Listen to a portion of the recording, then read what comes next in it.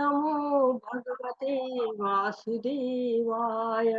ओम नमो भगवते वासुदेवाय। ओम नमो भगवते वासुदेवाय। ओम अज्ञानातिमिरान्धस्य ज्ञानाञ्जनशलाकया चक्षुरुन्मीलितं येन तस्मै श्रीगुरवे नमः। श्रीचैतन्यमनोभीष्टं स्थापितं येन भूतले स्वयं कदा मह्यं ददाति स्वपदान्तिकं। वन्देऽहं श्रीगुरु श्रीयुतपदकमलं श्रीगुरून् वैष्णवांश्च श्रीरूपं साग्रजातं सगरघुनाथ अन्वितं तं सजीवं सावधूतं सावधूतं परिजनसहितं कृष्ण चैतन्यदेवं श्रीराधा कृष्ण पादान सहगण ललिता श्री विशाखा अन्विताश्च हे कृष्ण करुणा सिंधु दीनबंधु जगतपते गोपेश गोपिका कांत राधा कांत नमस्ते सप्त कांचन गौरांगी राधे वृंदावनेश्वरी वृषभानुसुते देवी प्रणमामि हरिप्रिये नमो विष्णुपादाय कृष्णपृष्ठाय भूतले श्रीमद्भक्तिवेदान्त स्वामिन् इति नामिने नमस्ते सरस्वती देवे गौरवाणी प्रचारिणी निर्विशेषा शून्यवादी पाश्चात्यदेशतारिणे जय श्री कृष्ण चैतन्य प्रभु नित्यानंद श्री अद्वैत गदाधर शिवासादि गौर भक्त वृंद हरे कृष्णा कृष्ण कृष्ण हरे हरे हरे राम राम राम हरे हरे हरे कृष्णा कृष्ण कृष्ण हरे हरे हरे राम राम राम हरे हरे। चलिए आप लोग भी मेरे साथ में गाइए हरे कृष्णा बोलिए कृष्ण कृष्ण हरे हरे हरे राम राम राम हरे हरे।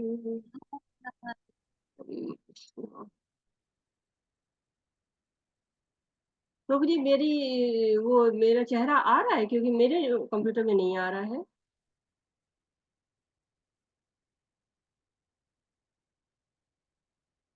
माता जी आ रहा है आ रहा है आ रहा है पता नहीं क्यों मेरे इसमें नहीं आ रहा है। नहीं अब चला आ गया आ गया।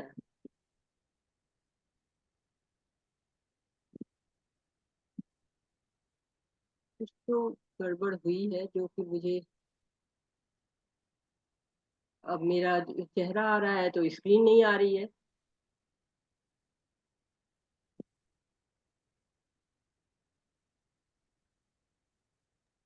यहाँ तो दोनों आ रहे थे, अब केवल आपका चेहरा आ रहा है, स्क्रीन में नहीं। पता नहीं मेरे उसमें जो है कभी चेहरा दिखा रहा है कभी अब आया। अब चेहरा आ रहा है आपको मेरा चेहरा? अभी दोनों दोनों आ रहे हैं। अच्छा मेरे पास नहीं आ रहा। चलिए मैं शुरू करती हूँ। ठीक है कोई बात नहीं।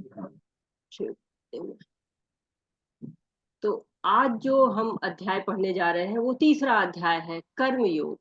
18 दिनों में जो ये यात्रा हमने शुरू की है भगवत गीता को समझने की, उसके तीसरे दिन में आप सबका स्वागत है। मैं अपने आध्यात्मिक गुरु श्रील प्रभुपाद जी का तथा साथ ही साथ इस कार्यक्रम के जो जनक है नमो निष्ठा दास प्रभु जी उनका, सारे शिक्षा गुरुओं का, सारे दीक्षा गुरुओं का नमन करती हूँ और आप सबका स्वागत करती हूँ। हरे कृष्णा। अब आधार मिल गया है, अब कदम आगे बढ़ाना है। दूसरे अध्याय तक आधार मिल जाता है। तीसरा अध्याय कर्म का जो है वो बात करता है, कर्म योग बताता है। कहते हैं ना कि भगवत गीता में लोग कहते हैं कि कर्म ही बात की गई है और कर्म की बात की गई है, कर्म कैसे कर्म हो हमारे, इनकी बात की गई है। तो पहले अध्याय में हमने पढ़ा कि सारा कुरुक्षेत्र में सेट हो गया है, सीन सेट हो गया है, सारे लोग जुट गए हैं, कौरवों की सेना आ गई है, पांडवों की सेना आ गई है, सब आमने-सामने हैं। और जैसे ही अर्जुन देखते हैं कि अरे! मेरे प्रिय बंधु संबंधी सब जो है यहाँ पर खड़े हैं, दृष्टे एवं स्वजनम कृष्णम, सब जो है वो संबंधी है, मित्र है, सब युद्ध में उपस्थित हैं। अब वो बिल्कुल परेशान जाते हैं, शरीर जो है उनका थरथराने लगता है, मुँह सूखने लगता है, रोंगटे खड़े होने लगते हैं, त्वचा जलने लगती है और गांडीव को रख देते हैं अपने हाथ से। अब वो खड़े रहने में भी अपने आप को जो है वो असमर्थ पा रहे हैं और काफ़ी तर्क देते हैं कि मुझको दया आ रही है, मैं अपने सगे-संबंधियों को, गुरुजनों को कैसे मारूँ? पाप लगेगा, संबंधियों के बिना आनंद कैसे होगा? गोविंद, इस सुख को लेके मैं क्या करूँगा? जो मेरे अपने ही इसमें नहीं रहेंगे, मैं इन लोगों को कैसे मार पाऊँगा? और उसके बाद से उनको लगता है कि अरे! मर गए सब लोग, तो ये पारिवारिक जो परंपराएँ हैं, ये सब नष्ट हो जाएँगी। कौन जो है कुल का नाश हो जाएगा। अधर्म हो जाएगा, स्त्रियाँ दूषित हो जाएँगी, संतानें अवांछित हो जाएँगी और इस ऊहा-पोह में पड़े हुए हैं और शस्त्र रख देते हैं, भगवान को समर्पित हो जाते हैं। कार्पण्य दोषे उपरि स्वभावा कि मैं आपको समर्पित हूँ भगवान, अब मैं आप जो बताइए वो मैं करूँ, मेरे लिए जो श्रेयस हो वो बताइए। मुझे क्या करना चाहिए? मैं तो भीख माँग कर भी जीना चाहता हूँ, भीख भी माँग लूँगा, लेकिन इनको अपनों को नहीं मारना चाहता हूँ मैं। और जब गुरु की शरण ग्रहण कर लेते हैं कृष्ण भगवान की, कृष्ण कहते हैं, "ये क्या कर रहे हो अर्जुन? तुम योद्धा हो, तुम क्षत्रिय हो, तुम्हारा काम है युद्ध करना। दया किस पर करनी है?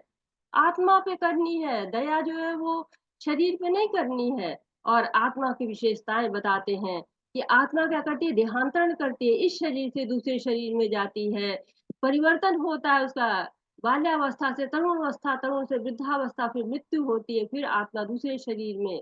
आत्मा को न काट सकते हैं, न सुखा सकते हैं, न जला सकते हैं। सारे कार्य शरीर के साथ हो सकते हैं। आत्मा तो जो है वो आवरण है शरीर आत्मा का। तो वांछासि जीर्णानि यथा विहाय नवानि गृह्णाति नरोपराणि तथा शरीराणि विहाय जीर्णा नन्यानि संयाति नवानि देहि। नवीन शरीर धारण कर लेता है और शाश्वत है आत्मा, नित्य है, इसको कभी भी समाप्त नहीं किया जा सकता है। और पाप जो है वो जब भगवान के कार्य में कोई पाप नहीं लगता है, भगवान की आज्ञा है तो तुम्हें युद्ध करना चाहिए। और साथ ही साथ जो आनंद है वो है, अगर जीत गए तो तुम यहाँ पर राज्य करोगे और अगर मारे जाओगे तो स्वर्ग का राज्य मिलेगा तुम्हें। तो तुम्हारे लिए तो आनंद ही आनंद है। और साथ ही साथ कह रहे हैं कि असमंजस को त्यागो, जो प्रेरणा बनो, समाज के लिए प्रेरणा बनो। तुम्हारा कोई भी गुणगान नहीं करेगा कि नहीं तुम बहुत अच्छे थे, इसलिए तुम्हारा गुणगान करना चाहिए कि अर्जुन बहुत अच्छा था, उसने दया की हम लोग को छोड़ दिया। ऐसा कोई भी भाव किसी के अंदर आने वाला नहीं है, इसलिए तुम जो है युद्ध करो। अब ये कर्म योग की बात आ रही, भगवान बताते हैं कि कर्म कैसे करना चाहिए। क्यों? क्योंकि दूसरे अध्याय में ज्ञान योग बताया गया और निष्काम कर्म योग की बात की गई थी। जब ऐसा होता है तो फिर क्या कहते हैं भगवान, अब इस अध्याय में हम जो है वो जानने की कोशिश करते हैं। कर्म योग और कर्म कांड एक समान नहीं है। कर्म कांड का तात्पर्य है देवी देवता पूजा की सेवा करना, आत्महित इंद्रिय भोग के लिए, जबकि कर्म योग इसके बिल्कुल विपरीत है। यह लगातार प्रयास में परमेश्वर को खुश करने और सेवा करने के लिए है। तो कर्म कांड अलग चीज है और कर्म योग अलग चीज। कर्म कांड क्या होता है जिसमें हम अपनी सुविधा के लिए, अपनी खुशी के लिए, अपने लिए कुछ कार्य करना चाहते हैं। पहली बात तो है कि हम कर्म योग कहते किसको है, योग किसको कहते हैं, योग शब्द बार-बार आ रहा है। तो जब हम योग कहते हैं तो हम मैथ्स याद आ जाती है हमको कि 2 + 2 is equal to 4, 1 + 1 is equal to 2, 3 + 3 is equal to 6। तो ये गणित का एक अंग है, परंतु यहाँ पर योग क्या है? योग है युक्त होना। भगवान से युक्त होना, युज धातु से बना हुआ है योग। और कर्म योग का अर्थ होता है कि ऐसे कर्म करना, ऐसे कार्य करना जो भगवान के लिए किए जाए, जो भगवान से हमको जोड़ दें। जब हमारा कर्म हमको भगवान से जोड़ देता है, तो वो जो है वो कर्म योग कहलाता है। और जबकि हम आजकल योग क्या कहते हैं कि कुछ एक्सरसाइज करना, इधर-उधर की एक्सरसाइज करने को जो है योग कहते हैं। परंतु कर्म 3 प्रकार के होते हैं, शास्त्र कहते हैं। एक अच्छे कर्म होते हैं जो पुण्य वाले होते हैं, जैसे किसी को भोजन खिला देंगे, किसी को कपड़ा दे देंगे, धन दे देंगे, शारीरिक सहायता कर देना, किसी भी तरह की सहायता कर देना, प्रत्यक्ष रूप से, अप्रत्यक्ष रूप से, उसको क्या कहते हैं, हम अच्छे कर्म कहते हैं। और बुरे कर्म क्या होते हैं? विकर्म कहलाते हैं, जैसे चोरी करना, डाका डालना, लूट लेना, धोखा देना, कपट करना। ये कर्म जो होते हैं वो पाप कर्म होते हैं, शास्त्रों के विपरीत होते हैं ये कर्म। और तीसरे प्रकार के कर्म होते हैं कृष्ण भावना भावित कर्म होते हैं। हमें सुखी रहना है तो हमें क्या करना, अच्छे कर्म करना है। क्योंकि अगर हम बुरे कर्म करेंगे तो हमें कर्म बंधन लगेंगे। क्योंकि हमें जानना है, आज के अध्याय में ये बताया जाएगा कि कौन सा ऐसा कर्म है जो हमें पूजा की श्रेणी में ले जाता है। क्यों कहते हैं ना, कर्म ही पूजा है। तो कौन सा कर्म है जो पूजा है और कौन सा कर्म है जो कर्म बंधन है। तो जो हमें पूजा की श्रेणी वाले कर्म रहेंगे वो हमें इस सागर से, भव सागर से पार लगाएंगे। लेकिन हमारी दुविधाएँ रहती हैं, हम ये कर्म करें, ये तो नहीं हमको बंधन में डालेगा, ये कर्म करें, ये तो नहीं हमें बंधन में डालेगा। लेकिन भगवत गीता क्या करती है, सारी समस्याओं का समाधान हमको देती है। और इस अध्याय में कर्म के बारे में बहुत डिटेल में हम जानेंगे। और अर्जुन को इसके पहले दूसरे अध्याय में भगवान ने कहा था कि ज्ञान बताया था, तो ज्ञान ही जब हम प्राप्त करते हैं तो हम योगी बनते हैं। और निष्काम कर्म मतलब कि कर्म योग करते हैं। तो क्या करें ऐसा जो है वो पूछेंगे, क्योंकि अर्जुन जो है वो यहाँ पर भ्रमित हो जाते हैं कि कौन सा कर्म हमारे लिए उचित होगा, क्या करना उचित होगा। अर्जुन उवाच ज्यायसि चेत कर्मस्ते मता बुद्धि जनार्दन तान्ति कर्माणि घोरे नियोजयसि केशव। अर्जुन ने कहा, हे जनार्दन, हे केशव, यदि आप बुद्धि को सकाम कर्म से शेष समझते हैं तो फिर आप मुझे इस घोर युद्ध में क्यों लगाना चाहते हैं। अब प्रश्न आ गया है अर्जुन का, क्योंकि अर्जुन जो है वो भ्रमित है। कह रहे हैं कि आप जो है वो मुझको ऐसे कर्म में क्यों लगाना चाहते, सकाम कर्म में क्यों लगाना चाहते हैं। सकाम कर्म वो होते हैं जो कि शास्त्रों के अनुसार होते हैं, परंतु उसमें फल की आशा होती है। थोड़ा-थोड़ा होता है कि मेरे को अच्छा पति मिले, मेरे को अच्छी पत्नी मिले, मेरे को अच्छे नंबर मिल जाएँ। ऐसे कोई ना कोई जो है वो उससे लाभ की आशा रहती है, भोग की लालसा होती है, भौतिकता की लालसा होती है। अर्जुन सोच रहे हैं कि मैं तो श्रेयस चुनूँगा। और श्रेयस जो है वो हम जानते हैं, श्रेयस कोई बताएगा? श्रेयस किसे कहते हैं? हरे कृष्णा। श्रेयस मार्ग किसको कहते हैं? आप अनम्यूट हो सकते हैं। श्रेयस और प्रेयस हम लोगों ने पढ़ा था, शास्त्रों में कई जगह आता है श्रेयस और प्रेयस। तो श्रेयस उसको कहते हैं जो कि लॉन्ग टर्म काम होता है, जो काम जो है वो सही हो और हमेशा ही सही हो, हमेशा ही सुख प्रदान करे, उसको हम जो है श्रेयस कार्य कहते हैं। तो अर्जुन वही श्रेयस कार्य करना चाहते हैं और चाहते हैं कि जो भगवान है, भगवान को जो है वो केशव भी कहते हैं कि केशव है भगवान, जनार्दन है भगवान। बड़े सुंदर सुंदर नामों से भगवान को बुलाते हैं। जनार्दन मीन्स क्या होता है कि सबके, जनता के जो है वो हित करने वाले। और केशव का अर्थ होता है कि संशय को समाप्त करने वाले, क्योंकि केशी नाम के असुर को मारा था। केशी एक घोड़ा था जो भगवान को मारने के लिए भेजा गया था। तो ये संशय आ गया है, ये क्या है, इसको भी मारना, भगवान से कह रहे हैं कि इसको भी समाप्त करिए। भगवान, जैसे केसी नाम के असुर को आपने मारा था, वैसे आप मेरे संशय को मार दीजिए और मुझे जो है वो बताइए कि मैं क्या करूं। तो अर्जुन क्या है, अर्जुन के ये प्रश्न नहीं है, हमारे भी बहुत सारे संशय होते हैं। हम इधर जाएं उधर जाएं, असमंजस में होते हैं, ये करें कि वो करें, किस मार्ग से हम भक्ति करें। भक्ति करना ही मेन जो है वो लक्ष्य है हमारा, भगवान से जुड़ना हमारा मुख्य ध्येय है। और कृष्ण भावना भावित होके हम क्या करते हैं, भगवान से जुड़ जाते हैं। तो उस भक्ति में जाने के बहुत सारे रास्ते हैं। तो कौन सा रास्ता चुने, ये अर्जुन हमारे माध्यम से जो है वो हमको बताना चाह रहे हैं, अपने माध्यम से हमारे बिहाफ पे प्रश्न कर रहे हैं। जैसे टीवी के होते हैं प्रवक्ता, रेडियो के प्रवक्ता होते हैं, वो कहते हैं, प्रश्न करते हैं जनता के बिहाफ पर, वैसे अर्जुन हमारे बिहाफ पे प्रश्न कर रहे हैं कि बताइए क्या करें हम, तो इस संशय को हमारे आप समाप्त करिए, क्योंकि मैं जानना चाहता हूँ कि अगर सकाम कर्म से ज्यादा जो है वो बुद्धि श्रेष्ठ है, तो मुझे इस घोर युद्ध में क्यों लगना चाहिए। व्यामिश्रेण वाक्येन बुद्धिमुहर्षिव मे, तदेकं वद निश्चिता येन श्रेयो हम अपनुयाम। आपके व्यामिश्रित अनेकार्थक उपदेशों से मेरी बुद्धि मोहित हो गई है, अतः कृपा करके निश्चय पूर्वक मुझे बताएं कि इनमें से मेरे लिए सर्वाधिक श्रेयस्कर क्या होगा। अर्जुन पुनः कह रहे हैं, श्रेयस्कर क्या होगा मेरे लिए।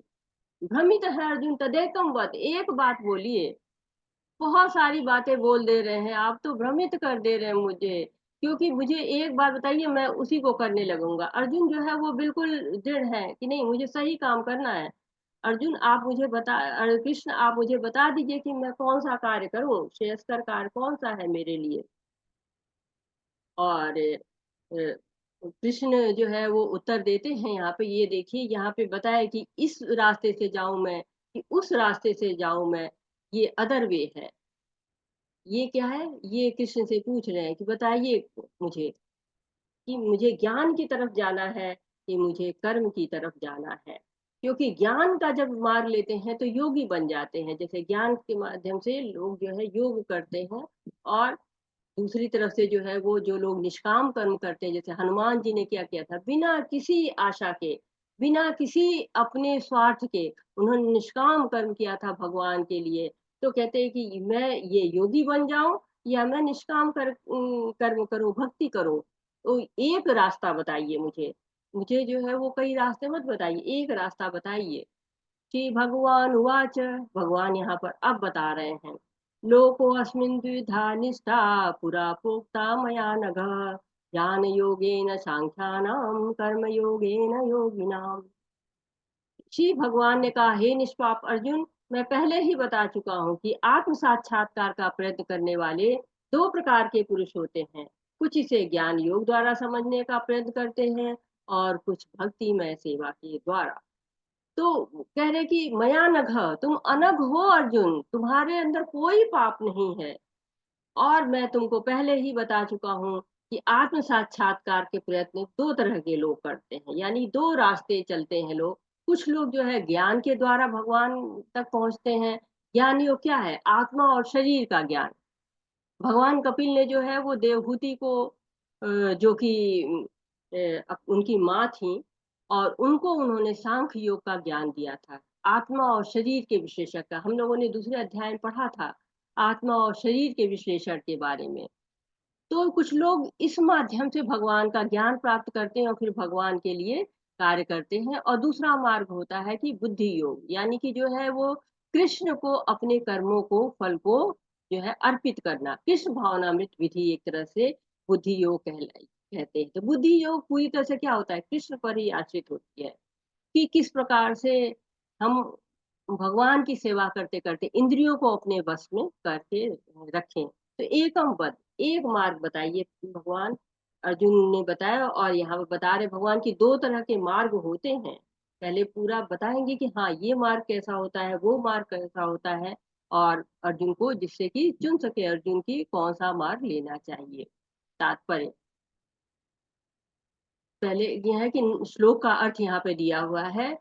चौथा श्लोक है ये, न तो कर्म से विमुख होकर कोई कर्म फल से छुटकारा पा सकता है, और न केवल संन्यास से सिद्धि प्राप्त की जा सकती है।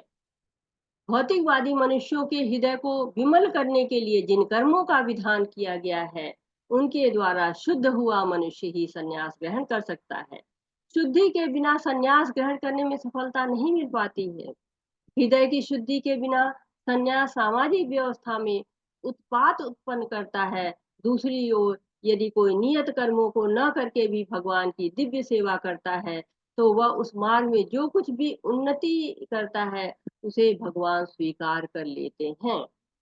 तो यहाँ पर बताया गया है बुद्धि योग के बारे में कि हाँ, बुद्धि योग जो है वो क्या होता है कि भगवान की सेवा करके, जो नियत कर्म होते हैं उनको करके, भगवान की सेवा करके हम बुद्धि योग में कर सकते हैं। तो भगवान अर्जुन को समझा रहे हैं। अर्जुन सोच रहा है कि युद्ध तो अलग होता है और भक्ति करने के लिए जो भक्तिमय जो कार्य होते हैं, भक्ति भगवान की सेवा करने के जो कार्य होते हैं वो अलग होते हैं। तो कह रहे कि मैं सारे कर्म छोड़ के जब भक्ति करूंगा तो भगवान, कर्म तो छोड़ ही नहीं सकता है कोई भी। कर्म का त्याग तो कोई कैसे ही कर सकता है, कर्म तो करना ही पड़ेगा। हम बिना कर्म किए तो रह ही नहीं सकते हैं, एक सेकंड भी हम बिना कर्म के नहीं रह सकते हैं। हमें हमेशा ही कर्म करना पड़ता है। तो कर्म से विमुख होकर भी कोई कर्म फल से भी छुट्टी नहीं पा सकता है, कर्म से भी छुट्टी नहीं पा सकता है, कर्म फल से भी छुट्टी नहीं पा सकता है। तो और न ही संन्यास से सिद्धि होगी, तो फिर करें क्या? कर्म का त्याग करे, कैसे करे? कर्म का त्याग नहीं करे तो भगवान कहते हैं नहीं, कर्म का त्याग भी नहीं करना है और तुमको योगी भी नहीं बनना है कि ज्ञान के माध्यम से तुम ज्ञान योगी भी नहीं बनो। करो क्या? अकर्म करो। अकर्म करना मतलब क्या? चुपचाप बैठना नहीं है। अकर्म का मतलब है कि कृष्ण भावना भावित कर्म करो। क्योंकि अगर हम बैठे भी हैं तो वो भी तो एक कर्म है, दौड़ रहे हैं वो भी एक कर्म है, सो रहे हैं तो वो भी एक कर्म है। जैसे कहते हैं ना, क्रिया क्रिया कही जाती है ना, तो ये सब भी तो क्या है? क्रिया है। तो क्रिया जो है वो करते ही है भगवान के लिए। जैसे कर्म करते हैं, हनुमान जी ने क्या किया? भगवान के लिए लंका में आग लगा दी और जो है समुद्र फांद करके गए। तो प्रभुपाद जी स्पष्ट कर रहे हैं कि सन्यास भी तभी संभव है जब एकदम हृदय शुद्ध हो जाता है। सन्यास का मार्ग ये नहीं कि सब कुछ त्याग करके भक्ति करो, क्योंकि सन्यास भी हम तब तक ग्रहण नहीं कर सकते जब तक हम पूरी तरह से शुद्ध ना हो जाए। शुद्धि के बिना सन्यास में भी सफलता नहीं है। क्यों? क्योंकि भौतिक भोग हम भोगते आए हैं, वो ललचाते रहेंगे, आकृष्ट करते रहेंगे। तो जो भी प्रयास सन्यास में करेंगे वो सारे व्यर्थ हो जाएंगे। तो अर्जुन क्या है? छत्री है, उनका कार्य है युद्ध करना। बिना युद्ध के तो वो रह भी नहीं सकते हैं। लेकिन भक्ति में ऐसा नहीं होता है। भक्ति में क्या होता है? जो भी आप कर्म कर रहे हैं, जो भी आपको कर्म करना है, वो आप भगवान को समर्पित कर ले। आप अपना कर्तापन छोड़ दें, भगवान को कर्ता मान लें। अगर भगवान कर्ता हो जाते हैं तो आपको कोई भी कर्म बंधन नहीं लगता है, किसी प्रकार का कोई भी कर्म बंधन आपको नहीं होता है। कर्मेन्द्रियाणि संयम्य आस्ते मनसा स्मरण, इंद्रियार्थ विमूढ़ात्मा मिथ्याचार स उच्यते। जो कर्मेंद्रियों को वश में तो करता है, किंतु जिसका मन इंद्रिय विषयों का चिंतन करता रहता है, वह निश्चित रूप से स्वयं को धोखा देता है और मिथ्याचारी कहलाता है। भगवान जो है वो बहुत ही ज्यादा कठोर शब्द यहाँ पर कर रहे हैं। क्या कह रहे हैं? कि जो कर्मेंद्रियों को वश में कर लेता है। अगर कोई सन्यासी हो रहा है, कर्मेंद्रियों को वश करके हिमालय पे चले गए, अब हिमालय में बैठ के चिंतन कर रहे हैं, लेकिन जो रसगुल्ला खाया हुआ है पहले वो याद आ रहा है, तो क्या होता है? ये धोखा देना हुआ। मिथ्याचारी, ऐसे लोग जो है क्या है? मिथ्याचारी होते हैं। तो कहते हैं ना लोग कि हम सन्यास ले रहे हैं, हम जो है एकांत में चले जाएंगे, छोड़ो घर बार, चलो हरिद्वार। तो लोग जो है केदारनाथ, बद्रीनाथ, हिमालय और नदियों के किनारे पे जगह जगह जाके ध्यान लगाते हैं। और वहां पे लेकिन मन कितना चंचल होता है, कहीं का कहीं पहुंच ही जाता है। मन जो है चिंतन करने लगता है इंद्रिय विषयों का। क्योंकि एकांत में नहीं है, भोग का साधन नहीं है, लेकिन इंद्रियां जो है वो अपने कार्य करने लगती हैं।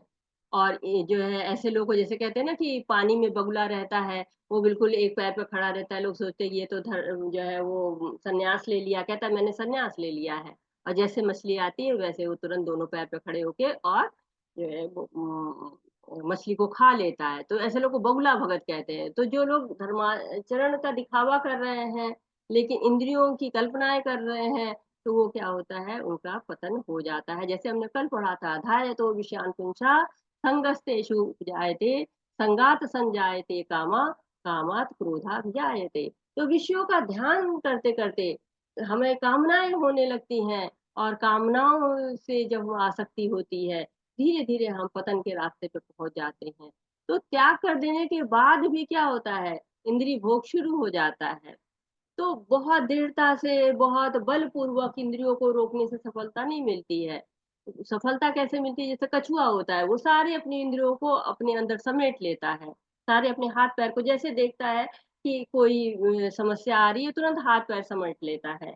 वैसे ही जब इंद्रिय विषयों को बिल्कुल इन जो है इन भोगों के प्रति आसक्त न होने दे, तब जाके हम जो है वो इंद्रियों पर नियंत्रण होता है। घरों में क्या होता है, व्रत करते रहते हैं और पूरे दिन चिंतन चलता रहता है, आज क्या खाएँगे? व्रत है तो ये क्या खाएँगे?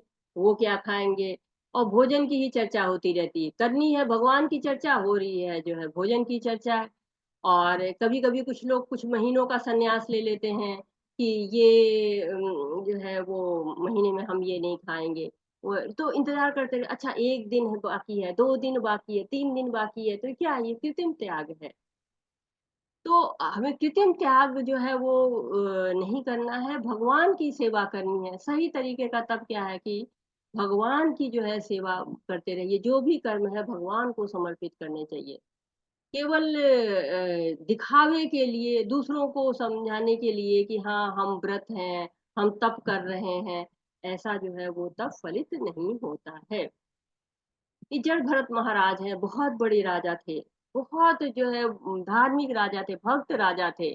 और उनको एकाएक लगता है कि नहीं, मुझे अब इस जो है वो भौतिक जगत में नहीं रहना है और मुझे जाके कहीं बस जो है वो भगवान का नाम लेते रहना है। जंगल में चले जाते हैं और भगवान का नाम लेते रहते हैं।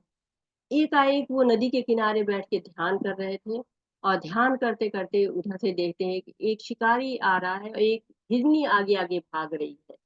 हिरनी दौड़ते-दौड़ते पानी में चली जाती है और गर्भवती रहती है हिरनी और शिकारी के डर से वो उसका प्रसव वहीं पे हो जाता है, हिरन छोटा-सा हो जाता है और हिरनी का वहीं देहांत हो जाता है। उस बच्चे को लेके आते हैं भरत महाराज और इतना उसमें खो जाते हैं, इतना खो जाते हैं कि उनका जो भक्ति है वो प्रभावित होने लगती है। जब कुछ समय बाद अपने शरीर को वो त्यागते हैं, तो हिरन का ही ध्यान करते रहते हैं कि वो मैं चला जाऊँगा तो उसका क्या होगा? और ऐसे करते-करते वो फिर दोबारा हिरन का जन्म लेते हैं।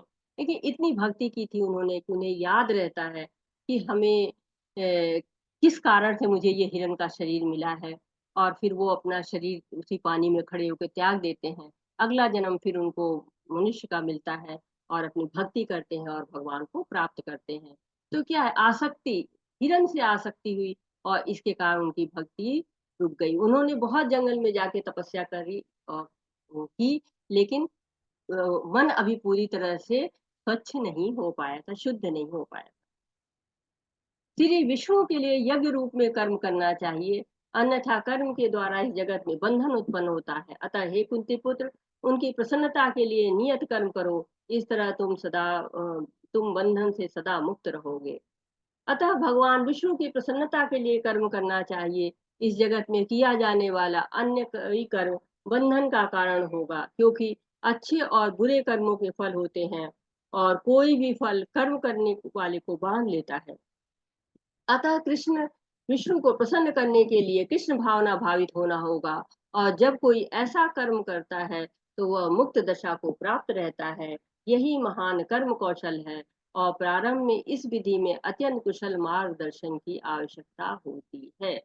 तो यहाँ बता रहे हैं कि जो भी हमारे कर्म होते हैं, जो भी हमारे यज्ञ होते हैं, वो किसके लिए करने चाहिए? हमें भगवान विष्णु के लिए करने चाहिए। भगवान विष्णु के लिए जब हम कर्म करते हैं, तो हमें कोई भी कर्म बंधन नहीं लगता है। तो एक तरह से ये ऐसा श्लोक है, जो कि बताता है बंधन से मुक्त करने का श्लोक एक तरह से है यहाँ पर, कि बंधन से कैसे मुक्त हुआ जा सकता है, मार्गदर्शन मिल रहा है। कर्म करने की विधि बताई जा रही है कि अच्छे कर्म हो या बुरे कर्म हो, कर्म बंधन सब में होता है। तो कर्म बंधन से कैसे बचे? धर्म, अर्थ, काम और मोक्ष, ये 4 प्रकार के पुरुषार्थ होते हैं और इन पुरुषार्थों को किया जाता है कि मोक्ष की तरफ से ले जाएँ। अर्थ को ऐसे उपजाना चाहिए जो धर्म के अनुसार हो और कामनाएँ ऐसी होनी चाहिए जो मोक्ष की तरफ से ले जाएँ। तो कृष्ण भावना भावित कर्म जो जीव करता है, उसको जो है वो मुक्ति मिलती है, उसको कर्म बंधन नहीं लगता है। कर्म करेंगे तो बंधन होगा, उसका परिणाम जैसे कर्म करेंगे वैसा होगा।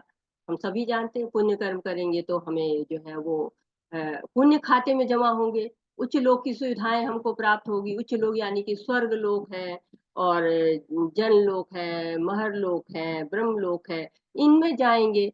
और लेकिन स्वर्ग लोक में हम स्थायी रूप से नहीं रह सकते। जो ब्रह्मा जी तक के जो लोक हैं वो अस्थायी हैं। वहां जैसे आपका पुण्य का लेखा जोखा होता है, जैसे आपके पुण्य होते हैं तब तक आप सुख भोगते हैं, पाप होते हैं तो आप नीचे की जो है लोकों में जाते हैं। लेकिन पुनर्जन्म होता रहता है, कह रहे पुनरपि जन्मम पुनरपि मरणम। बार बार जन्म लेना पड़ता है, बार बार मरण लेना पड़ता है।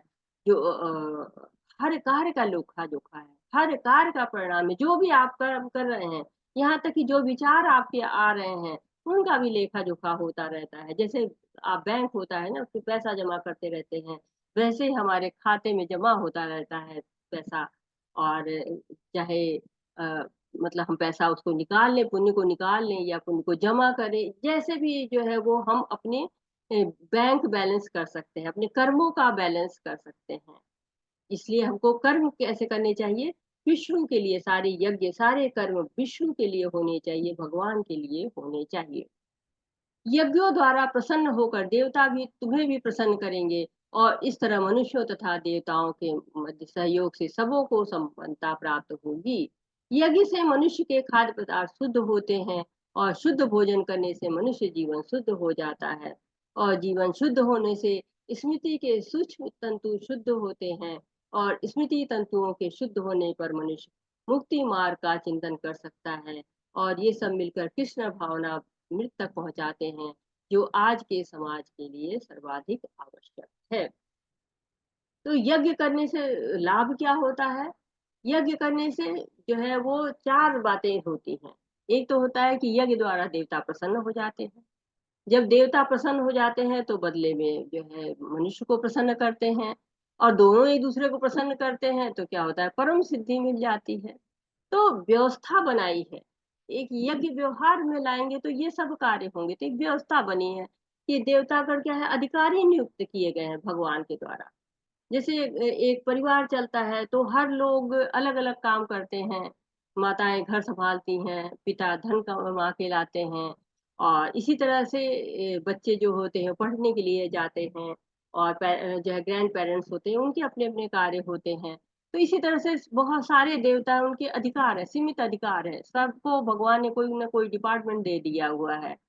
जो आप देखते ही है ना कि कोई पवन के देवता है, कोई अग्नि के देवता है, कोई इंद्र देवता है। तो ऐसे जो है वो तरह तरह देवता है, उनके अधिकार हैं, और उन अधिकारों के अनुसार वो कार्य करते हैं। तो देवताओं को भाग दिया जाता है, जब यज्ञ होता है ना, कोई भी यज्ञ होता है तो देवताओं का भाग निकलता है उसमें से, और उसे वो प्रसन्न होकर क्या करते हैं, वस्तुएं प्रदान करते हैं। इंद्र जो है देवता जो है पानी बरसाते हैं, और ऐसे जो है वो सब अपने अपने जो अधिकार है उनके अनुसार देते रहते हैं।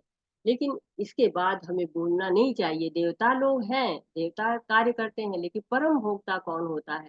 भाग मिलता है देवताओं को, लेकिन परम भोक्ता भगवान होते हैं। भोक्ता राम यज्ञ तपसा सर्वलोक महेश्वरम श्री सर्वभूतानाम यातिन शांति रक्षति। तो भगवान ही सर्वभोक्ता है, और कोई और अगर भोक्ता बनने का कोशिश करता है तो वो बंधन में पड़ता है। जीवन की विभिन्न आवश्यकताओं की पूर्ति करने वाले विभिन्न देवता यज्ञ संपन्न होने पर प्रसन्न होकर तुम्हारी सारी आवश्यकताओं की पूर्ति करेंगे। किंतु जो इन उपहारों को देवताओं को अर्पित किए बिना भोगता है, वह निश्चित रूप से चोर है। प्रभु जी जरा सा आप पढ़ेंगे ये नीचे की लाइनें, तात्पर्य? हरे कृष्णा। या और कोई पढ़ना चाहता है, हैंड कर सकता है। आप लोग में से कोई पढ़ना चाहेगा? लाइन दिख नहीं रही माता जी। तात्पर्य पढ़िए प्रभु जी।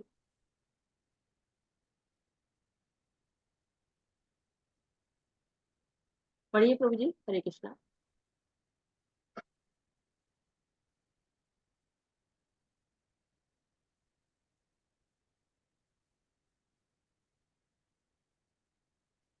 कोई और पढ़ना चाहता है तो पढ़ ले।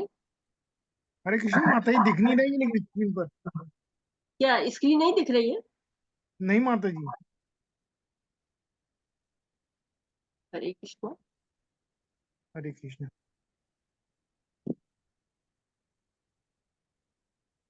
हाँ आप कब से दिखी। नहीं दिख रही? बहुत पहले से नहीं दिख रही है? हाँ बहुत पहले से नहीं दिख रही थी। किसी ने बताया नहीं मुझे।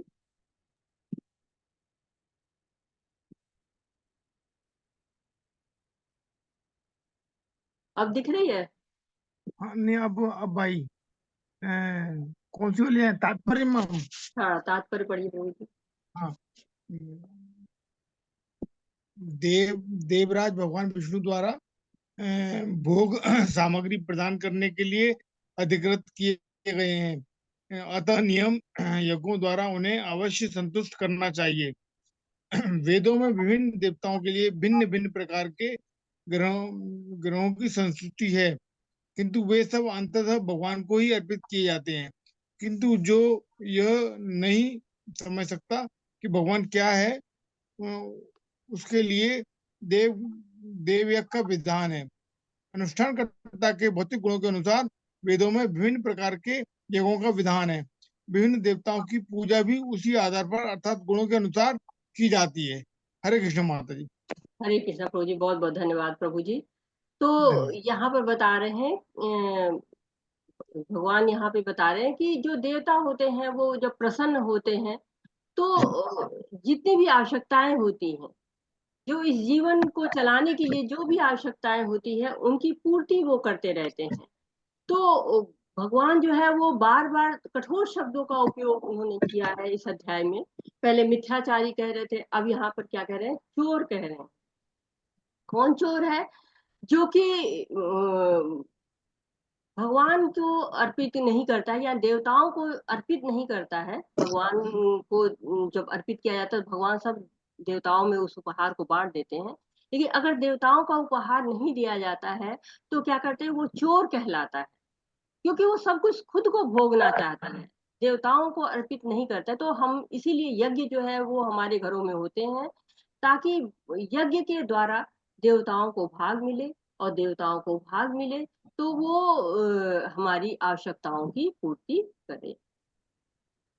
यज्ञ शिष्टाशिन संतो मुच्यन्ते सर्वकिल विषय भुंजते ते त्वघम पापा ये पंचायत आत्म कारणात्। भगवान के भक्त सभी प्रकार के पापों से मुक्त हो जाते हैं, क्योंकि वे यज्ञ में अर्पित किए भोजन प्रसाद को ही खाते हैं। अन्य लोग जो अपने इंद्रिय सुख के लिए भोजन बनाते हैं वे निश्चित रूप से पाप खाते हैं। तो जो यज्ञ में जो बचता है, यज्ञ में जो बच जाता है, जो उच्छिष्ट बचता है, उसको ग्रहण करना चाहिए। यज्ञ के उच्छिष्ट को ग्रहण करते करते ही जो नारद मुनि थे उन्होंने क्या सब जो साधु लोग उनके घर पे आते थे, और उनकी जो माता जी थी उन साधुओं के लिए खाना बनाती थी, और उन साधुओं को जो है उनकी आज्ञा लेकर के जो वो बनाते हैं, मतलब उनके प्रसाद को खाते हैं, उनके उच्छिष्ट को खाते हैं, उससे उनको भगवान की प्राप्ति हो जाती है, भगवान को ही वो प्राप्त कर लेते हैं। तो इसलिए जो भगवान के भक्त होते हैं वो पहले भगवान को अर्पित करते हैं भोजन, और उसके बाद वो खाते रहते हैं। हमारा स्क्रीन दिखाई पड़ रही है? हरे कृष्णा, स्क्रीन शो हो रही है? शो तो हो रही है माता जी, लेकिन वो उसको बड़ा कर दीजिए ना, आप वो छोटी है। वो पीपीटी में जो सिंगल स्लाइड रहता है वो कर दीजिए। अब दिख रही है? दिख तो रही है माता जी, लेकिन वो पढ़ने में नहीं आ पाती एकदम से, क्योंकि बहुत छोटे अक्षर हो वो जाते हैं ना, इसलिए। बार बार आ जा रही है, आपकी भी चली गई। आती है, चली जाती है, ओके। हाँ, पता नहीं क्यों ऐसा हो रहा है।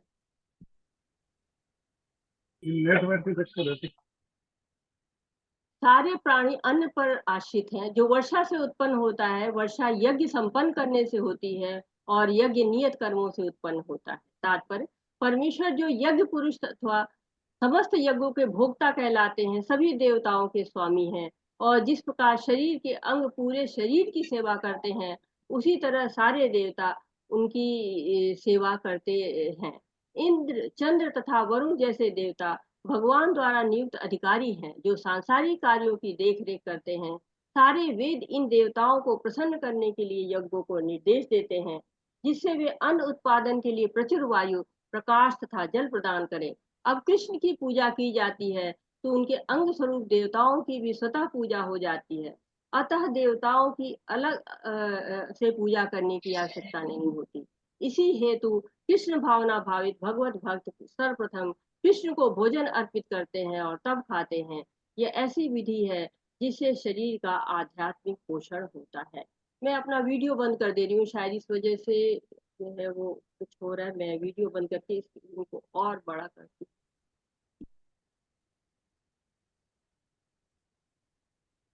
देखिए, दिख रहा है? हरे कृष्णा। हरे कृष्णा, स्क्रीन शेयरिंग हो रही है? माता जी हो तो रही है, लेकिन वो बड़ा कर, वो सिंगल स्लाइड कर दीजिए ना आप। प्रभु जी, नहीं इससे नहीं बड़ी आ रही कहाँ आ हो रही सकती? पूरे तो नहीं उसमें है नहीं, कि साइड में जो सिंगल स्लाइड होता है ना, एक कितने दिया पीछे। आपने? इससे बड़ा नहीं हो सकता प्रभु जी। सही तो बोल रहे हैं। क्या बोल रहे हैं आप? प्रभु जी, इससे बड़ा तो हो ही नहीं सकता है, ये पूरे फुल स्क्रीन है प्रभु जी। नहीं, फुल स्क्रीन तो है माता जी, लेकिन इसमें जो जहाँ 100% लिखा ना नीचे, उसके बगल में क्लिक करेंगे ना तो सिंगल स्लाइड आ जाएगा। प्रभु जी, जो आप ये कह रहे हैं ऐसे तो ये बहुत बड़ा हो जाएगा, और फिर देखिए कितना बड़ा हो जा रहा है इससे। माता जी, जो आप श्लोक पढ़ रही वो दिख नहीं रहा है, पहले वाली स्क्रीन दिख रही है।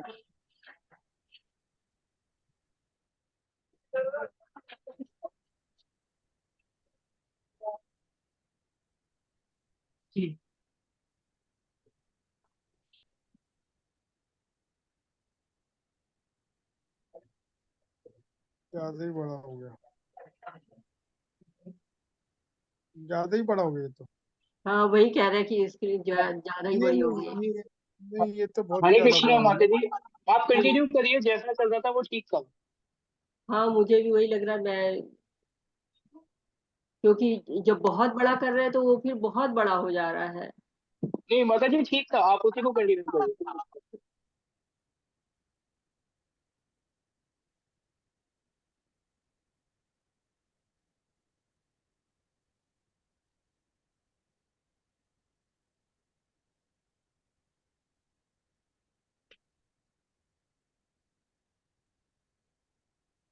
हरे कृष्णा प्रभु जी, माता जी।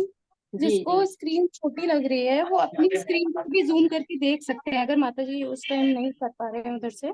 तो जिसको छोटा लग रहा है वो अपनी स्क्रीन पे भी फिंगर से जूम करके उसको पढ़ सकते हैं। हरे हाँ, कृष्णा। मैं जो कर रही हूँ मुझे मेरे समझ से इतना पर्याप्त है। हाँ अब ठीक है। अब ये ठीक ठीक है है। माता माता जी जी। अभी बिल्कुल ठीक है। हाँ अब ठीक है। देखिए, तभी तो वो श्लोक तो आपके छिप गए ना, आधा ही स्क्रीन आ हाँ, रही ना, श्लोक पूरी नहीं आ कहाँ आ रही रहे, है? नहीं आ रहे, श्लोक नहीं आ रहे। हाँ। ठीक है, वो आप सिंगल स्लाइड करेंगे ना तभी आएगा, ये आएगा। वही कह रहे हैं कि सिंगल स्लाइड करने पे ही आएगा, नहीं तो नहीं आएगा। प्रभु जी, हम अपनी स्क्रीन पे भी करेंगे ना जूम तो वो क्लियर दिख जाएगा।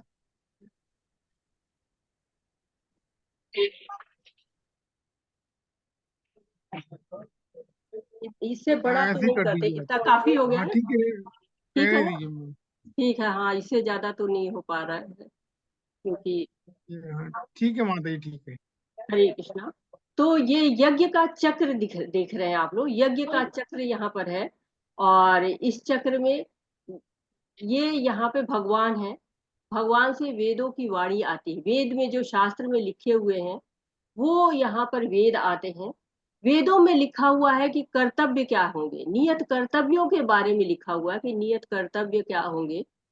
और नियत कर्तव्य के द्वारा जो है वो हम यज्ञ करते हैं। नियत कर्तव्य क्या है? यज्ञ करना, जो है विष्णु के लिए यज्ञ करना, ये कहते हैं। और इससे जब हम यज्ञ करते हैं तो देवता प्रसन्न होते हैं, वो वर्षा हो करते हैं, और वर्षा करने से अन्न उपजता है।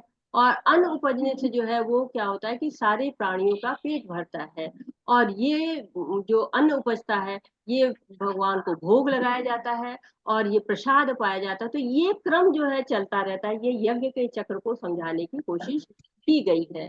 तो ये कर्म कांड चल रहा है, इसके बाद जो है वो कर्म योग की बात होगी। और ये जो यज्ञ होते हैं ये हमारे स्वार्थ के लिए होते हैं, वेदों के नियम के अनुसार होते हैं। और कर्म के द्वारा जो है वो हम इन कर्म कांडों के द्वारा देवताओं को प्रसन्न करके और हम सुखी जीवन व्यतीत कर सकते हैं। अब यहाँ बताया गया कि भक्ति कैसे की जाएगी, जब वो कर्म योग, जो निष्काम कर्म योग कैसे होगा, भगवान के लिए कार्य कैसे होगा। तो जो भागवतम है, जो भागवतम है, उसमें बताया गया है कि हरे चैतन्य महाप्रभु के ने जो है इसको बहुत प्रचार किया था, हरे कृष्णा महामंत्र का। और भागवतम में इसका वर्णन किया गया है कि जब भगवान जो है उनको प्रसन्न करना है, तो हमको आरंभ कहाँ से करना है, भगवान को प्रसन्न करने के लिए आरंभ कैसे करना है। तो भगवान के नाम का गुणगान करना है। हर युग का क्या होता है, अपना युग धर्म होता है। सतयुग में कहते हैं कि सतो ध्यायते विष्णु, सतयुग में विष्णु का ध्यान करना चाहिए। सतयुग में लोगों की आयु बहुत अधिक थी, 1 लाख वर्ष उनकी आयु थी। और कलयुग में तो 100 साल भी जीना मुश्किल हो रहा है। आयु जो है वो उनकी निरंतर कम होती चली जा रही है। और साथ ही कहते हैं कि जैसे जैसे कलयुग बढ़ता जाएगा, वैसे वैसे हमारी और भी ज्यादा जो है आयु कम होती जाएगी। यजते मखई, त्रेता युग में लोग बड़े बड़े यज्ञ करते थे, बहुत सारा धन लगता था, समय खर्च हो जाता था, योग ब्राह्मण थे, और मंत्र जो है वो शुद्ध उच्चारण होता था। और 14-14 साल तक, 20-20 साल तक जो है यज्ञ चलता रहता था। लेकिन आज क्या है, न अच्छे ब्राह्मण है, न इतना धन है, न इतना जो है वो समय है लोगों के पास। तो ये सब न होने की वजह से क्या होता है कि बहुत मुश्किल होता है इनको करना। और जो द्वापर युग था उसमें भव्य मंदिर बनते थे, बड़े बड़े अर्च विग्रह लगने लगे, उनकी सेवा होने लगी। और कलयुग में भी ये सब बहुत मुश्किल है संभव हो पाना। तो कलयुग में क्या है, हरि कीर्तन करना है, कलयुग में हरि कीर्तन करने का बहुत लाभ होगा। तो जितना फल सतयुग में विष्णु जी के ध्यान से लगता है, और त्रेता में यज्ञ से, और द्वापर में अर्च विद्या की सेवा से मिलता था, वो कलयुग में हरि कीर्तन से मिल जाता है। भागवतम में लिखा गया है कि कलयुग में जो है वो जो बुद्धिमान लोग होंगे, जो बहुत बुद्धि वाले होंगे, वो लोग भगवान के नाम का जप करेंगे। और ये संकीर्तन यज्ञ जो है वो द्वापर में नारद मुनि ने ब्रह्मा से पूछा था कि कली के प्रभाव से कैसे मुक्त होंगे। तो उसी उपाय को चैतन्य महाप्रभु 500 वर्ष पहले लेके आए थे कि हम जप करेंगे। तो जप करने की विधि आप लोग नहीं जानते होंगे, तो मैं उन लोग के लिए बताऊंगी। बहुत से लोग इसमें से यज्ञ करते होंगे जप, लेकिन कुछ लोग नहीं करते होंगे, उनके लिए मैं विधि बताती हूँ। अपनी माला को लीजिए, और ये आपका यहाँ पे सुमेरु पर्वत कहा जाता है, ये उंगली इधर कर ली जाती है, और ये दो दो उंगलियों से चलता है, मेन जो है वो माला जो है चलती है। तो सबसे पहले यहाँ जो सुमेरु है, यहाँ बोलते हैं हम श्री जय श्री कृष्ण चैतन्य प्रभु नित्यानंदा श्री अद्वैत गदाधर शिवासादि गौर भक्त वृंदा। और फिर यहाँ पहले जो आते हैं प्रभुपाद जी की प्रणेति बोलते हैं, नमः ओम विष्णुपादाय कृष्ण पृष्ठाय भूतले श्रीमद् भक्ति वेदांत स्वामी इति नामिने। और इसके बाद हरे कृष्णा कृष्ण कृष्णा हरे हरे, हरे राम राम राम हरे हरे। फिर ऐसे हम और बढ़ते चले जाते हैं। और जब अंत में आते हैं, यहाँ पहुंच जाते हैं इस जगह पे, जब हम यहाँ जपते जपते जपते जपते जपते जपते जब माला जो है वो जपते जपते आगे चलते चले जाएंगे। और जपते जपते जब हम एकदम लास्ट में पहुंचते हैं, ऐसे करते करते करते करते जब यहाँ पहुंच जाएंगे, फिर सुमेरु पर्वत पे आ जाएंगे। यहाँ सुमेरु इसको कहा जाता है इसको। तो यहाँ पे सुमेरु पर्वत, तो फिर वापस लौटते हैं। वापस लौट के फिर हरे यहाँ प्रभुपाद की प्रणेति बोलते हैं, नमः ओम विष्णुपादाय कृष्ण भूतले जो है श्रीमद् भक्ति वेदांत स्वामी इति नामिने। और फिर यहाँ से हरे कृष्णा कृष्ण कृष्णा हरे हरे, हरे राम राम राम हरे हरे। तो 108 बार जो है फिर जपते हैं। इस तरह से इस माला को फेरते हैं और जप माला करते। तो ये संकीर्तन यज्ञ कहा जाता है इसको। और संकीर्तन यज्ञ कलयुग में बहुत ज्यादा प्रभावी होता है, और ये यज्ञ है। भगवत गीता में भी अभी हम 10वें अध्याय में पढ़ेंगे कि यज्ञ नाम जपो यज्ञ, उसमें कि जो है जप में सब यज्ञ जो है वो संकीर्तन यज्ञ जप यज्ञ जो है वो सबसे उसमें भगवान जो है उसमें बसते हैं। अतः कर्म फल में आसक्त हुए बिना मनुष्य को अपना कर्तव्य समझकर निरंतर कर्म करते रहना चाहिए, क्योंकि अनासक्त होकर कर्म करने से पर ब्रह्म की प्राप्ति होती है। तो यहाँ पे कह रहे हैं कि भगवान का जो है वो नाम हम कलयुग में लेंगे ही, क्योंकि कलयुग में हरि नाम केवलम है। कलयुग ना नास्तेव नास्तेव नास्तेव न गति अन्यथा। तो कलयुग में केवल हरि का नाम जो है उद्धार लेने वाला है। जैसे कहते हैं ना, जज लोग कहते हैं ऑर्डर ऑर्डर ऑर्डर, वैसे ही कहा गया नास्तेव नास्तेव नास्तेव गति अन्यथा। तो हरि नाम के अलावा कोई दूसरा उपाय नहीं है। और बहुत सारे हरि नाम है, विष्णु सहस्त्र नाम होता है, किस नाम का जाप करें। तो शास्त्र उत्तर देते हैं कि जब कोई बीमार होता है तो बहुत सारी दवाएं होती, तो कौन सी दवा दी जाए जो बीमार को ठीक कर देगी, बीमार बिल्कुल अच्छा हो जाएगा। तो कहा गया है कि कली संत उपनिषद में ब्रह्मा जी बताते हैं, इति षोडशा नाम नाम, जो 16 शब्दों का नाम है। हरे कृष्णा कृष्ण कृष्णा हरे हरे, हरे राम राम राम हरे हरे, कली कलमश नाश नत परतर उपाय। कलयुग में कलमश का नाश करने वाला कोई उपाय नहीं है। सारे जतन करके देख लिए, सर्वे देशु तिष्ठते, मैंने सारे वेद पढ़कर देख लिए। तो जो ब्रह्मा जी है वेदों के जो है मुख्य ज्ञाता है, और 4 सिर वाले चतुर्मुख है, ज्ञान के भंडार है, जब वो बता दे रहे हैं कि यही मंत्र जपना चाहिए, तो हमें उसी मंत्र को जो है वो हरे कृष्ण महामंत्र को जपना चाहिए। और चैतन्य महाप्रभु जी ने हरि नाम को घर घर तक पहुंचाने के लिए बहुत तपस्या की है। 7 से 8 मिनट इसमें लगते हैं, और कुछ लोग जो और आराम से करते हैं 10 मिनट भी उनको लगते हैं।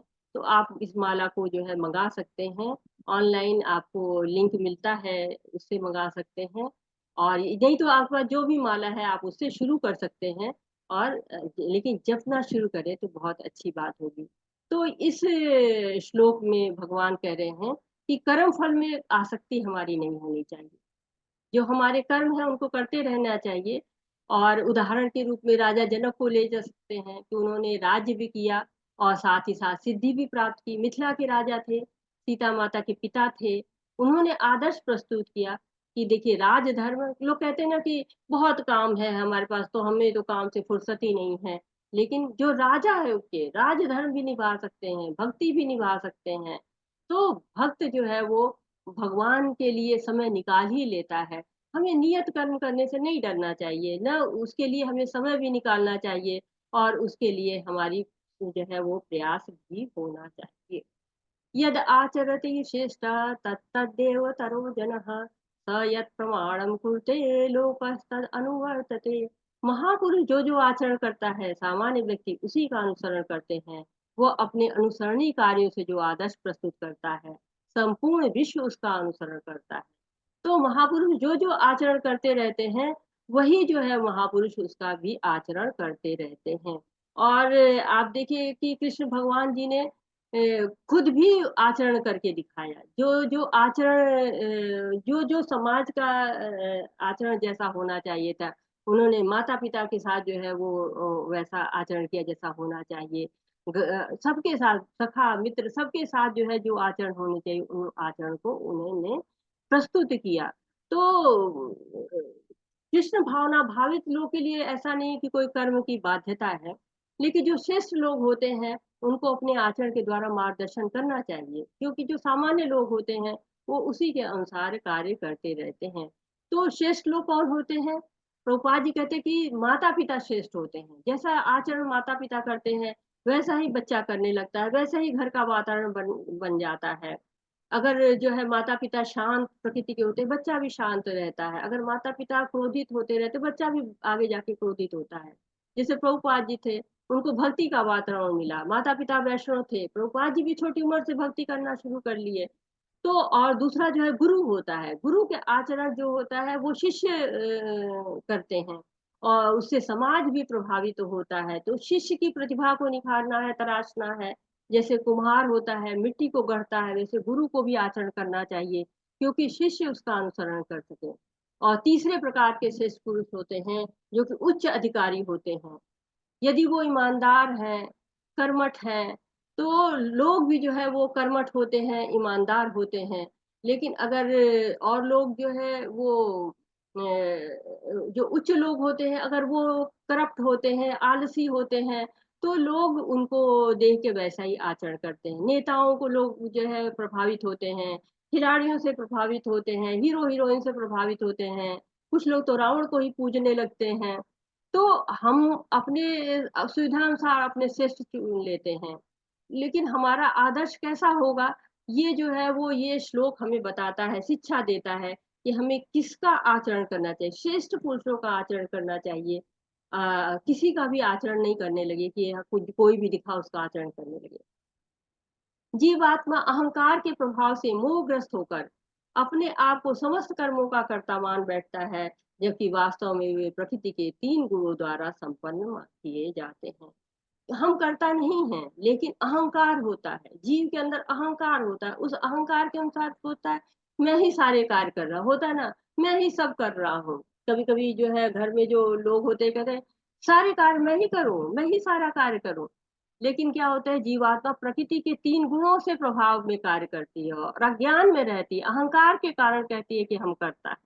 कहती है प्रकृति क्रियमाणानि गुणे कर्माणि सर्वशः अहंकार विमूढ़ आत्मा गुणे कर्माणि सर्वस्व। तो ये कर्तापन क्या होता है, जब माया शक्तिशाली होती है, नचाती रहती है और अहंकारी आत्मा भूल जाती है कि हम परमात्मा के अंश हैं और कर्म बंधन में पड़ जाती है। और कर्म बंधन क्यों पड़ती है? क्योंकि मैं करता हूँ, ये करने के कारण ही वो बंधन में पड़ जाती है। अर्जुन ने कहा हे विश्ववंशी, मनुष्य न चाहते हुए भी पाप कर्मों के लिए प्रेरित क्यों होता है? ऐसा लगता है कि उसे बलपूर्वक इनमें लगाया गया। तो पूछ रहे हैं अर्जुन कि भगवान ऐसा क्यों होता है कि लगता है कोई जबरदस्ती हमसे करा रहा है? ये पाप कर्म हम करना तो नहीं चाहते, बहुत लोग कहते हैं हम करना तो नहीं चाहते थे लेकिन हमसे हो रहा है, कोई जबरदस्ती करा रहा है। जैसे कुछ लोग चोरियां करते हैं और कहते हैं कि नहीं मैं करना नहीं चाहता हूँ मन, लेकिन मन नहीं मानता है कर देता हूँ। तो ये कौन करा रहा है? ऐसा जो है वो पूछ रहे हैं भगवान। निर्माणवृते बहिर्तोर्दर्शो मलेन च यथोल्बेनावृते गर्भस्था तेदेन आवृतम। जिस प्रकार अग्नि धुएं से, दर्पण धूल से अथवा भ्रूण गर्भाशय से आवृत होता है, उसी प्रकार जीवात्मा इस काम की विभिन्न मात्राओं से आवृत होता है। तो दर्पण क्या होता है? इसमें धूल लगी रहती है और धूल को कितना भी पोछिए तब जाके, जब पोछिएगा तब आप साफ होगा, रगड़ रगड़ के ज्यादा धूल लगी तो साफ करना पड़ता है। वैसे ही क्या होता है हमारा चित्त जो है वो दर्पण जो है, चित्त रूपी दर्पण जो है वो गंदा रहता है, उसको साफ करने की जरूरत होती है। और दर्पण जो है धूल से होता है तथा अग्नि धुएं से। जो अग्नि होती है उसमें धुआं होता है, जब अग्नि जलती है उसके साथ साथ धुआं भी होता रहता है। तो जब हम हवन करते हैं उसमें अग्नि होती है, जब उसमें हवन सामग्री डालते धुआं बन जाता है, थोड़ा हटाते हैं तब अग्नि दिखती है। इसी तरह गर्भाशय में जो है वो भ्रूण रहता है, भ्रूण ढका रहता है। तो इसी तरह से क्या होता है जो जीवात्मा होती कामनाओं से ढकी रहती हैं। जीवात्मा जब बहुत समय तक भोग लेती है तो अब वास्तविक स्वरूप जो है उसको याद आने लगता है कि हम क्या थे, हम तो भगवान के दास थे। तो उसको अपने जो चित्त रूपी दर्पण को साफ करना होता है, तब उसको आनंद की अनुभूति होती है।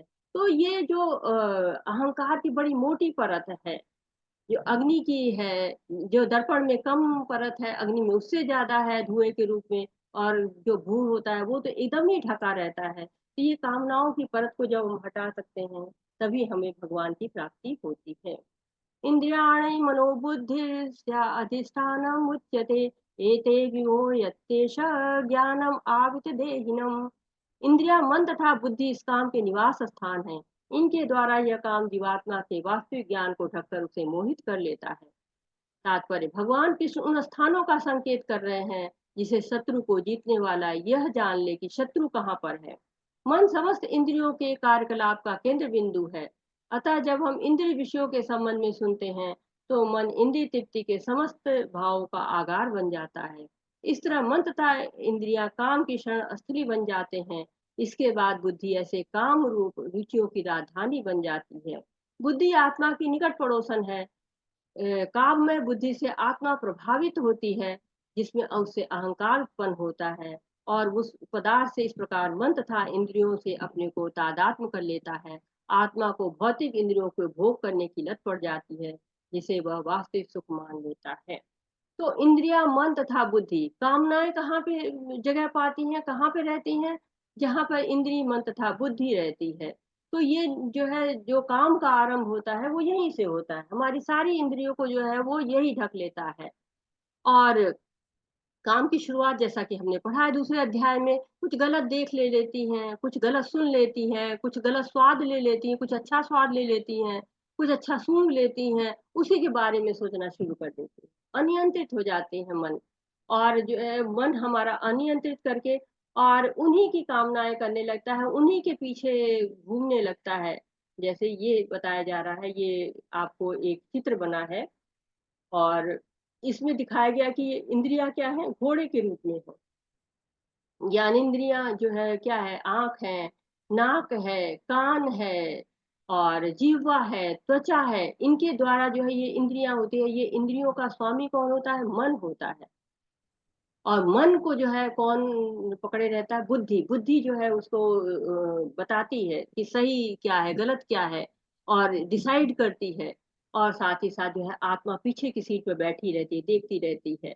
तो ये जो है वो चित्र बहुत सुंदर सा कठोपनिषद की पेंटिंग बनाई गई है।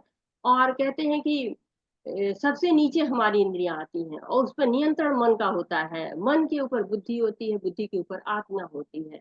तो जब हम इंद्रियों के स्तर पर सोचते हैं तो हम क्या होते हैं, ऐन्द्रिक स्तर पे होते हैं। दैहिक स्तर पे सबसे पहले जो दैहिक स्तर होता है, केवल देहाभिमान होता है। देह को बारे में सोचते हैं, देह को क्या चाहिए, ये चाहिए, अच्छा है, ये बुरा है, ये चाहिए। उनका सारा ध्यान देह के ऊपर लगा रहता है, ये दैहिक स्तर होता है। फिर इंद्रियों के स्तर पे सोचते हैं, इस इंद्रिय को क्या अच्छा लगेगा, क्या अच्छा सूंघ लें, क्या अच्छा देख लें, क्या अच्छा खा लें, क्या। तो ये इंद्रिय स्तर हो जाता है। फिर जब हमारी चेतना जो है मानसिक स्तर पे आ जाती है, जब हमारी चेतना जो है वो मन के स्तर पर होती है, तो उसको क्या कहते हैं, मानसिक स्तर होता है। और जब चेतना जो है बुद्धि लग जाती है कि सही क्या है, गलत क्या है, ये जानने लगती है, तो वो क्या होता है, प्रज्ञात्मक स्तर होता है। और सबसे ऊपर होता है आध्यात्मिक स्तर, आत्मा का स्तर। तो हम जिस स्तर पे रहेंगे उसी स्तर की हमारी समस्याएं रहेंगी। ये चेतना जिस स्तर पे रहती है उसी स्तर पे उसका समाधान भी करती है समस्या का। तो जो पहले तीन स्तर होते हैं, दैहिक स्तर, इंद्रिय स्तर और मानसिक स्तर, इस पे हम समस्याओं का समाधान नहीं कर सकते। लेकिन जब हमारी जो है चेतना का स्तर प्रज्ञात्मक स्तर पे या आध्यात्मिक स्तर पे होता है, तो हमारी जो है वो समस्याओं का समाधान करने की स्थिति में हम रहते हैं। तो शरीर में काम भावनाएं रहती हैं, इंद्रियां खिड़की रहती है, जहां से झांक करके जो है वो दस्तक देने लगती है मन पे, और मन कार्य करने लगता है। और मन जो है के ऊपर बुद्धि आती है, बुद्धि के ऊपर आत्मा, आत्मा के ऊपर परमात्मा आ जाते हैं। तो ये हमें अपने स्तर को आगे बढ़ाना है। हमको देह के स्तर से, देहाभिमान के स्तर से आपको आध्यात्मिक स्तर तक पहुंचना है। इसलिए हे भरतवंशियों में श्रेष्ठ अर्जुन, प्रारंभ में ही इंद्रियों को वश में करके इस पाप का महान प्रतीक काम का दमन करो और ज्ञान तथा आत्म साक्षात्कार के इस विनाशकर्ता का वध करो। तो विनाशकर्ता ये है। महाभारत में शांति पर्व में कहा गया है, काम बंधने भय वेका नाना दस्ती बंधनम, काम बंधनम मुक्तो ही ब्रह्म भूयाय कल्पते। काम को नष्ट करने का तरीका है कि शुरू से ही इंद्रियों को वश में कर ले। जब इंद्रियों को जो है वश में कर लेंगे, निष्काम काम करेंगे, तो क्या होगा, हम भव सागर को पार कर ले जाएंगे। यम्ना पुष्पितां वाचा प्रवदन्त विपश्चिता वेदवादरता पार्थ नान्यदस्तिवादिना। अल्प ज्ञानी मनुष्य वेदों के उन अलंकारिक शब्दों के प्रति अत्यधिक आसक्त रहते हैं जो स्वर की प्राप्ति, अच्छे जन्म, शक्ति तथा इत्यादि के लिए विविध सकाम कर्म करने की संस्तुति करते हैं। तो अल्प ज्ञानी लोग क्या होते हैं, वो कर्म कांडों के प्रति ज्यादा रहते हैं, वेदों में जो अलंकारिक शब्द दिए हैं उनके प्रति ज्यादा मोहित रहते हैं। उनको उनसे जो है ज्यादा लगाव रहता है, क्योंकि वो उसी में उलझ कर रह जाते हैं। इस प्रकार हे महाबाहु अर्जुन, अपने आप को भौतिक इंद्रियों, मन तथा बुद्धि से परे जानकर मन को सावधान आध्यात्मिक बुद्धि कृष्ण भावनामृत में स्थिर करके आध्यात्मिक शक्ति के द्वारा इस काम रूपी दुर्जेय शत्रु को जीतो। तो काम रूपी शत्रु क्या है, दुर्जीव है। इसको जीत के रखना चाहिए। आत्मा क्या है, हमेशा आनंद में रहना चाहिए, इसके लिए कुछ न कुछ प्रयास करती रहती है। और इसी आत्मा को यदि हम परमात्मा की सेवा में लगा दें, इंद्रिय, मन, बुद्धि सब भगवान में लगा दें, तो क्या होगा कि हमारी जो है जो इंद्रियां है वो शुद्ध होती चली जाएंगी। कठोपनिषद कहता है कि इंद्रिय विषयों से जो है वो इंद्रिय विषय इंद्रियों से श्रेष्ठ है, क्योंकि वो इंद्रियों को ही पकड़ लेते हैं, इंद्रियों को आकर्षित कर लेते हैं। और इंद्रियों से भी श्रेष्ठ मन होता है। मन भगवान की सेवा में लगा दीजिए तो इंद्रियां क्या हो जाएंगी, इंद्रिय विषयों से दूर हो जाएंगी। परम दृष्टा निवर्तते, हायर टेस्ट लग जाएगा, सारे स्वाद फीके लग जाएंगे, बाकी सारे स्वाद जो है वो फीके होते चले जाएंगे। तो इंद्रियों को वश में करने का सबसे अच्छा तरीका है कि इनको इंद्रियों को भगवान की सेवा में लगा दो। इस चैप्टर की समरी क्या है, वैराग्य या कर्म, कि ज्ञान योगी बन जाना है कि निष्काम कर्म करना है, भगवान बताइए एकम वद, एक बात बताइए, निष्काम कर्म या ज्ञान योग, नियत कुरु कर्म, नियत कर्मों को करो, जो शास्त्रों में नियत कर्म कहे गए हैं उनको करिए। कर्म कांड से कर्म योग, प्रवर्तित चक्र, जो चक्र है उसके बारे में बताया गया कि जो जो चक्र है देवताओं के लिए या सृष्टि के लिए, जो हम इस सृष्टि को चलाए रखने के लिए जो यज्ञ करते हैं, उन यज्ञ को वेदों के नियमों के अनुसार करना चाहिए। और वेदों के नियमों के अनुसार करेंगे तो क्या होगा, देवता प्रसन्न होंगे, उनका भाग मिलेगा उनको, और उससे अन्न पैदा होगा और वर्षा होगी, वर्षा से अन्न होगा और अन्न जो है वो भगवान को भोग लगेगा। तो क्या होगा, कर्म कांड से कर्म योग तक पहुंचे, कर्म कांड किया, यज्ञ किया, और उसके जो है वो भगवान तक पहुंच गए, प्रसादम बन गया उसका। मिसाल पेश करके, यद्यद आचरति श्रेष्ठ, जैसे जैसे अच्छे लोग जो श्रेष्ठ लोग काम करते हैं वैसे ही लोग आचरण करते हैं, इसलिए मिसाल पेश करनी चाहिए। सबसे बड़ा दुश्मन कौन है, सबसे बड़ा दुश्मन हमारा काम है। और कहाँ जगह पाता है वो इंद्रियों में जो है, मन में, बुद्धि में, इंद्रियों में स्थान पाता है। तो इसलिए अपने मन को, बुद्धि को, इंद्रियों को, सबको कहाँ लगा देना है, भगवान की सेवा में लगा देना है। शील प्रभुपाद के कुछ शब्द, भगवत गीता का यह तृतीय अध्याय निष्कर्षतः मनुष्य को निर्देश देता है कि वह निर्विशेष शून्यवाद को चरम लक्ष्य न मानकर अपने आप को भगवान का शाश्वत सेवक समझते हुए कृष्ण भावनामृत में प्रवृत्त हो। भौतिक जीवन में मनुष्य काम तथा प्रकृति पर प्रभुत्व पाने की इच्छा से प्रभावित होता है। प्रभुत्व तथा इंद्रिय तृप्ति की इच्छाएं बद्ध जीव की परम शत्रु है, किंतु कृष्ण भावनामृत की शक्ति से मनुष्य इंद्रियों, मन तथा बुद्धि पर नियंत्रण रख सकता है। इसके लिए मनुष्य को सहसा अपने नियत कर्मों को बंद करने की आवश्यकता नहीं है, अपितु धीरे धीरे कृष्ण भावनामृत विकसित करके भौतिक इंद्रियों तथा मन से प्रभावित हुए बिना अपने शुद्ध स्वरूप के प्रति लक्षित स्थिर बुद्धि से दिव्य स्थिति को प्राप्त हुआ जा सकता है। यही इस अध्याय का सारांश है। सांसारिक जीवन की अपरिपक्व अवस्था में दार्शनिक चिंतन तथा यौगिक आसनों के अभ्यास से इंद्रियों को वश में करने के कृत्रिम प्रयासों से आध्यात्मिक जीवन प्राप्त करने में सहायता नहीं मिलती, उसे श्रेष्ठ बुद्धि द्वारा कृष्ण भावनामृत में प्रशिक्षित होना चाहिए। तो कहाँ प्रशिक्षित होना है, कृष्ण भावनामृत में प्रशिक्षित हो जाना चाहिए। इंद्रियों को शून्य नहीं करना है, कर्म करना है, पर भगवान की सेवा के लिए कर्म करना है। इंद्रियों को भगवान की सेवा में लगाएंगे तो हमारे सारे जो है बुद्धि का सही उपयोग होगा, बुद्धि शुद्ध हो जाएगी तो निर्णय जितने भी हम करेंगे वो सही होंगे। लेकिन कृत्रिम रूप से अगर हम करते तो इंद्रियां क्या होती है, और हट करती हैं, तो कि नहीं हमें तो जो है यही करना है। इसलिए कर्मों को आध्यात्मिक बनाना है, कर्म के त्याग की तरफ नहीं जानना है, केवल जो है कर्म को भगवान की तरफ लेके जाना है, भगवान की तरफ जो है वो अध्यात्म में लगाना है। हमारे कर्म जो है वो हमको ढूंढ लेते हैं, कर्म करने के बाद उसका फल तो हमें भोगना ही पड़ेगा, चाहे अच्छे करिए चाहे बुरे करिए। जैसे गाय भैंस होते हैं ना, जो वो अपने चारागाह में चाहे जितने भी रहे जो जानवर रहे, लेकिन वो अपने माँ को ढूंढ लेते हैं, वैसे कर्म फल से हमें मुक्ति नहीं मिल सकती है। तो हमें जो ज्ञान योग, निष्काम कर्म योग की बात हुई है, उसमें भगवान बता रहे हैं कि हमें अपने कर्मों को भगवान की तरफ ले जाना है, कृष्ण भावना भावित कर्म करना है, दुविधाओं का समापन करने के लिए कृष्ण की शरण लेना है। और आत्मा बहुत शक्तिशाली है, आत्मा से बुद्धि को वश में करने पर बुद्धि जो है मन को वश में कर लेगी, और जो है मन जो है जब वश में हो जाएगा तो वो इंद्रियों को वश में कर लेगा, और इंद्रिया शरीर को वश में कर लेंगी, और शरीर जो है वो हमारे कर्मों को भी, यानी शरीर को वश में करने में हमारे कर्मों को भी वश में कर लेंगी।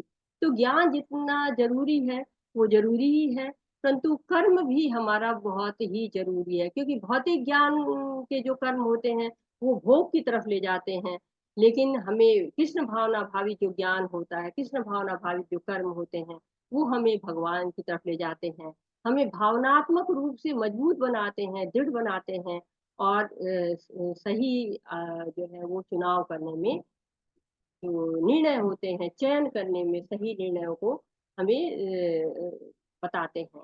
तो इसी नोट पे आज की जो है वो हम समाप्त करते हैं। वाछाकल्पतरुभ्यश्च कृपा सिन्धुभ्य एव च पतितानां पावनेभ्यो वैष्णवेभ्यो नमो नमः। अनंत कोटि वैष्णव वृंद की जय। श्रील प्रभुपाद की जय। हरे कृष्णा कृष्ण कृष्ण हरे हरे, हरे राम राम राम हरे हरे। आपका कोई प्रश्न है, आपका कोई कुछ आप कहना चाहते हैं, ऐड करना चाहते हैं तो हरे कृष्णा।